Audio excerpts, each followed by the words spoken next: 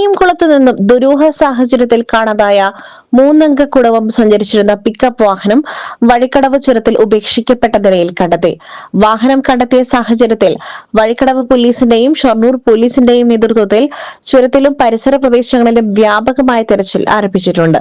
വാണിയംകുളം കൃഷ്ണകൃപ വീട്ടിൽ ബാബു ഭാസ്കർ, ഭാര്യ രമാദേവി, മകൻ വിഷ്ണു എന്നിവരെയാണ് കഴിഞ്ഞ വ്യാഴാഴ്ച മുതൽ കാണാതായത്.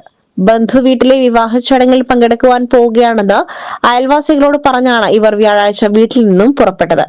എന്നാൽ പിന്നീട് ഇവരെക്കുറിച്ച് യാതൊരു വിവരവും ലഭിക്കാതായതോടെ ബന്ധുക്കൾ ഷൊർണൂർ പോലീസിൽ പരാതി നൽകുകയായിരുന്നു.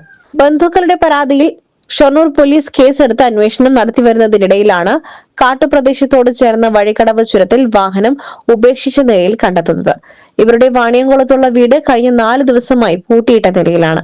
ബന്ധുക്കൾ ഇവരുടെ ഫോണുകളിൽ തുടർച്ചയായി വിളിച്ചിട്ടും കിട്ടാതെ വന്നതോടെയാണ് അയൽക്കാരെ വിവരം അറിയിച്ചതും തുടർന്ന് അന്വേഷണം നടത്തിയതും. വ്യാഴാഴ്ച പുലർച്ചെ ഇവരുടെ പിക്കപ്പ് വാഹനം വീട്ടിൽ നിന്നും പോകുന്നതിന്റെ CCTV ദൃശ്യങ്ങൾ പോലീസിന് ലഭിച്ചിട്ടുണ്ട്. ഈ വാഹനത്തിൽ തന്നെയാണ് 3 പേരും യാത്ര തിരിച്ചതെന്നാണ് പോലീസിന്റെ പ്രാഥമിക നിഗമനം. കാണാതായ ഇവരുടെ കൈവശമുള്ള എല്ലാ മൊബൈൽ ഫോണുകളും നിലവിൽ സ്വിച്ച് ഓഫ് ചെയ്ത നിലയിലാണ്.